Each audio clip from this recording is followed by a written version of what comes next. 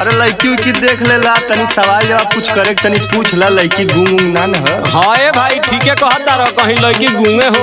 हाँ तनी चाल ढाल देख ला, तनी पूछ ला। हाँ बोलवा के टहलवा के दोनों देखल जरूरी बा।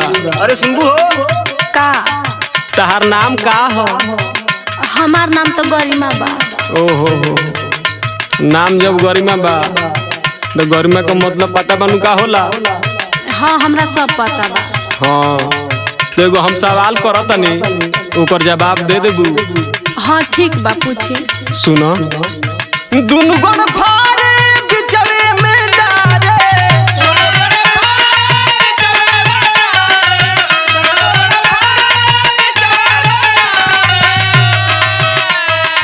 ए गरिमा हाँ बोली। इस सवाल के जवाब ध्यान से सुना, ध्यान से दी। ठीक बा। कहे जे ये जो हम अकेले ही नहीं थी, हमार परो पटीदार कुलाइल बड़े। अच्छा हाँ दुनु गण फारे बिचवे में डारे,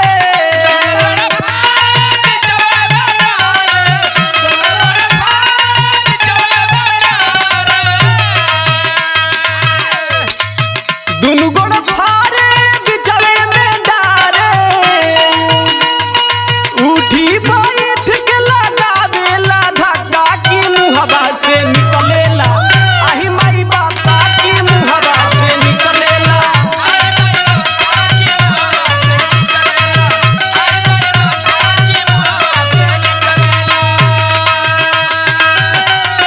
सुनी हाँ इहे राउ सवाल बा।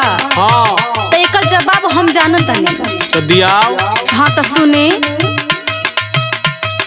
बसवा के फारे हेंगवा के डारे, सुना था?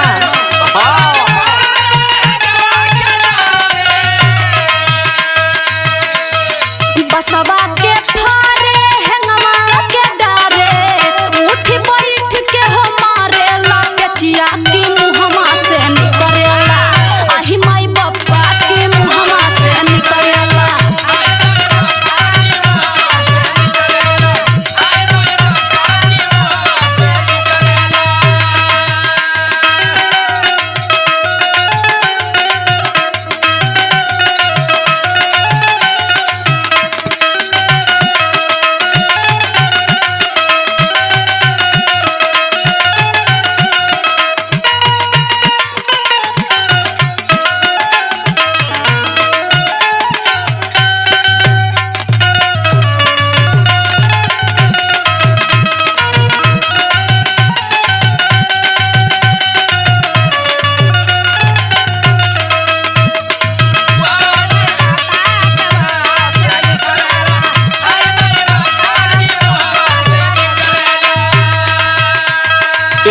भैया का हो?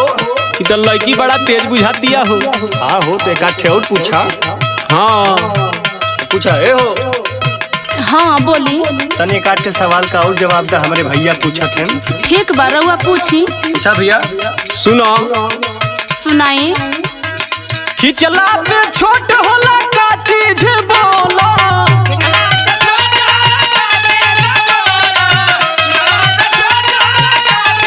बाउर मत बुझियो।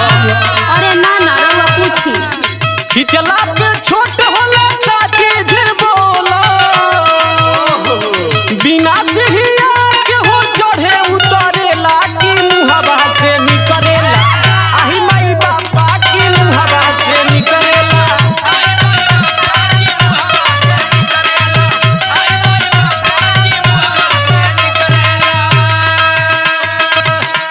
तो सुनी हाँ रउआ के येहू सवाल का जवाब हमके पता बा। तो दे दो। सुनी ध्यान से। सुनाओ। खिचला पे छोटा बिड़िया ये होता,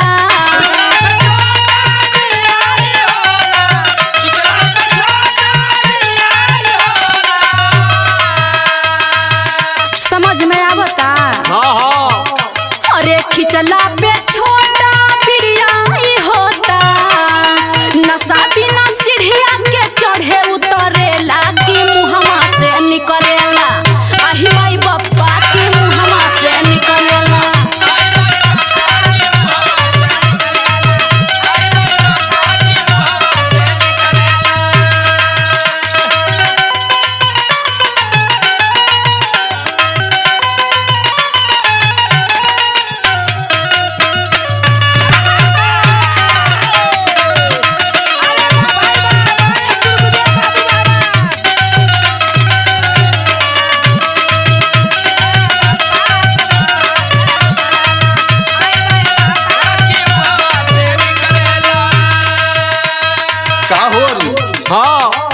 लड़की तो भाई हमें ठीक लगा था, तोहके कैसन लगा था? का विचार तोहार? एकदम सुपर। तो बतावा कुछ का तोहार विचार है? लड़की तो एकदम देखहू में सुंदर भी है, बुधियो में सुंदर बुझाती है। तो कुछ बतावा का विचार तोहार? करा सुनो सुनावा। अब ये हमन के काम बा कि देख लेबे कनी सब परिचय ले लेहनी सब। अब साटा बना बोर बजे के तैयारी हो खो। एकदम बिल्कुल बिल्कुल हमहू को पसंद बा लड़की एकदम। सुनो सुनावा। और उनके पसंद बा तो सबके पसंद बा।